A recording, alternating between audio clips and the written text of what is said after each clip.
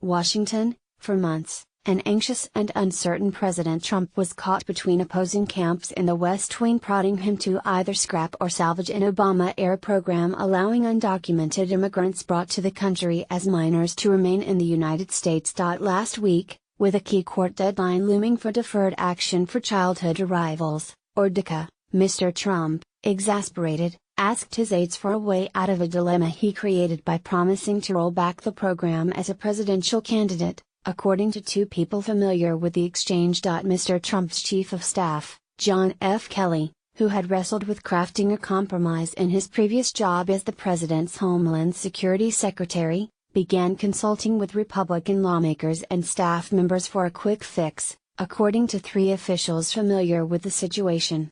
He finally arrived at an inelegant solution to an intractable problem, delaying a decision on the final fate of about 800,000 Dreamers covered by President Barack Obama's executive action for 6 months, and putting it on Congress to come up with a legislative solution to the problem. Congressional Republicans expect the administration to unveil some version of this stopgap solution on Tuesday, but Mr. Trump will not make the announcement himself. Instead, Attorney General Jeff Sessions will handle it at an 11 a.m. briefing. He will not take questions from reporters. The delay would buy the president some much-needed breathing room. But it is certain to displease nearly everyone else, especially as there is no guarantee that a squabbling Congress, which failed to address immigration under President Obama, will come up with a long-term solution. It's not clear what delaying this for 6 months means, said Mark Krikorian, an immigration hardliner who runs the Center for Immigration Studies, who has supported the president's actions to curtail immigration.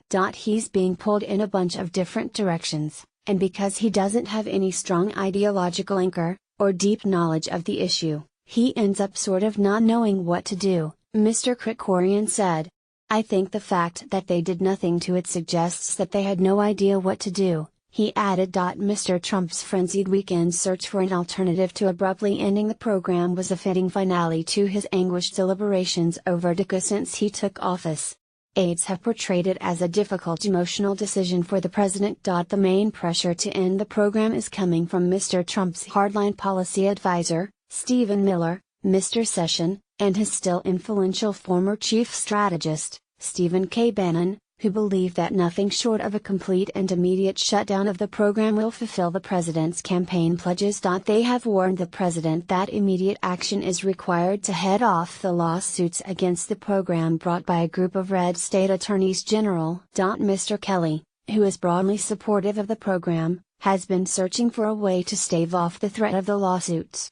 He was also motivated to create a compromise after hearing reports of young DACA immigrants assisting in disaster recovery efforts during 2 trips to Texas last week, according to an administration official. The no decision, some in the administration conceded, is reminiscent of Mr. Obama's deferred pledge to close the detention center at Guantanamo Bay, Cuba, another campaign promise that proved difficult to fulfill but impossible to abandon. DACA, by contrast, affects many more people.